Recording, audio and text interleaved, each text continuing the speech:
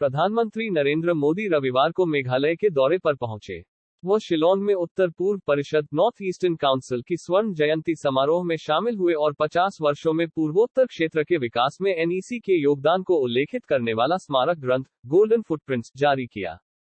प्रधानमंत्री ने राज्य में 2450 करोड़ रुपए से अधिक की कई विकास परियोजनाओं का उद्घाटन और शिलान्यास किया।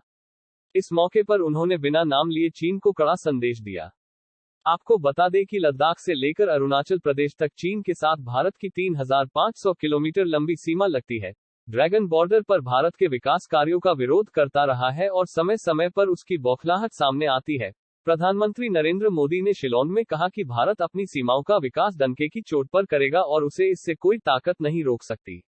उन्होंने कहा, लंबे समय तक देश में ये सोच रही है कि बॉर्डर एरिया में विकास हुआ, कनेक्टिविटी बढ़ी तो दुश्मन को फायदा होगा। मैं तो कल्पना भी नहीं कर सकता हूं कि क्या ऐसा भी कभी सोचा जा सकता है। पहले की सरकार की इस सोच के कारण नॉर्थ ईस्ट समेत देश के सभी सीमावर्ती क्षेत्रों में कनेक्टिविटी बेहतर नहीं हो पाए। लेकिन आज डंके की चोट पर बॉर्डर पर नई सड़कें, नई टनल, नए पुल, नई रेल लाइन, नए एयर स्ट्रिप, जो भी आवश्यक है, एक के बाद एक, उसके निर्माण का काम तेज गति से चल रहा है। जो सीमावर्ती गांव कभी वीरान हुआ करते थे, हम उन्हें वाइब्रेंट बनाने में जुटे हैं। जो गति हमारे शहरों के लिए महत्वपूर्ण है, हमारे बॉर्डर पर भी वही गति होनी आवश्यक है। इससे यहाँ टूरिज्म भी बढ़ेगा और जो लोग गांव छोड़कर गए हैं, वे वापस लौट के आए। हम हर प्रकार के डिवीजन को दूर कर रहे हैं। आज नॉर्थ ईस्ट में हम विवादों के बॉर्डर नहीं, बल्कि विकास के कॉरिडोर बना रहे हैं, उस पर बल दे रहे हैं। बीते 8 वर्षों में अनेक संगठनों ने हिंसा का रास्ता छोड़ा, स्थायी शांति की राह पकड़ी। नॉर्थ ईस्ट में अफवाह की आवश्यकता न पड़े, इसके लगातार राज्य सरकारों के साथ मिलकर स्थितियों को सुधारा जा रहा है। यही नहीं, राज्यों के बीच सीमाओं को लेकर भी दशकों से जो विवाद चल रहे थे, उनको सुलझाया जा रहा है। साथियों, हमारे लिए नॉर्थ ईस्ट, हमारे बॉर्डर एरिया आखिरी छोर नहीं, बल्कि सुरक्षा और समृद्धि के गेटवे है। राष्ट्र की रक्षा भी यही से सुनिश्चित होती है और दूसरे देशों से व्यापार कारोबार भी यही से होता है। इसलिए एक और महत्वपूर्ण योजना है जिसका लाभ नॉर्थ ईस्ट के राज्यों को होने वाला है। वो योजना है वाइब्रेंट बॉर्डर विलेज बनाना। इसके तहत सीमावर्ती गांवों में बेहतर सुविधाएं विकसित की जाए। लंबे समय तक देश में ये सोच रही है कि बॉर्डर एरिया में विकास होगा, कनेक्टिविटी बढ़ेगी तो दुश्मन को फायदा होगा, ये सोचा जाता था। मैं तो कल्पना भी नहीं कर सकता हूं, क्या ऐसा भी कभी सोचा जा सकता है?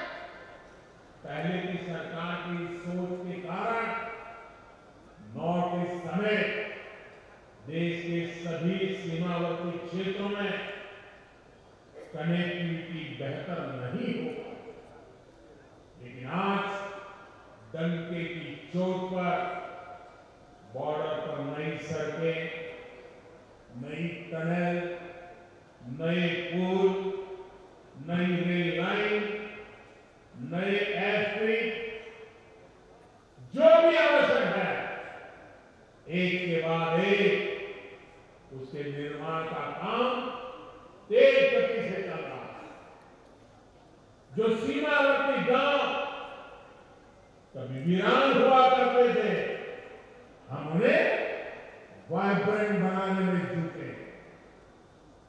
जो गति हमारे शहरों के लिए महत्वपूर्ण है, हमारे बॉर्डर पर भी वही गति होनी आवश्यक है। इससे यहाँ टूरिज्म भी बढ़ेगा और जो लोग गांव छोड़कर गए हैं वे भी वापस लौटकर आएंगे।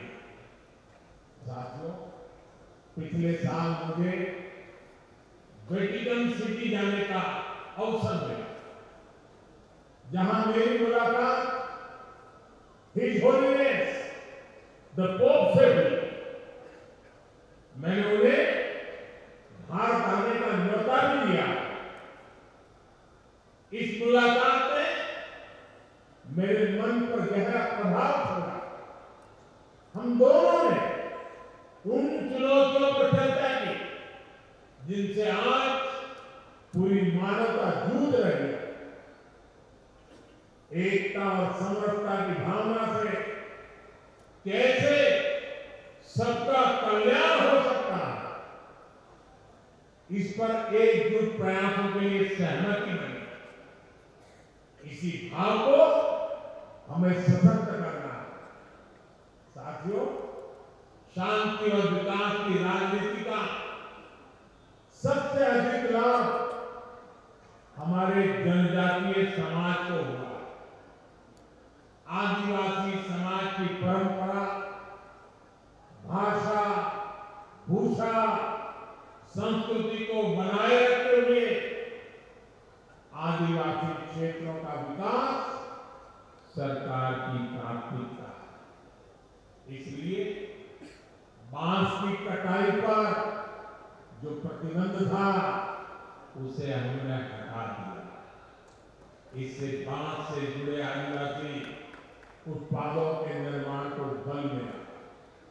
वनों से प्राप्त उपज में वैल्यूएशन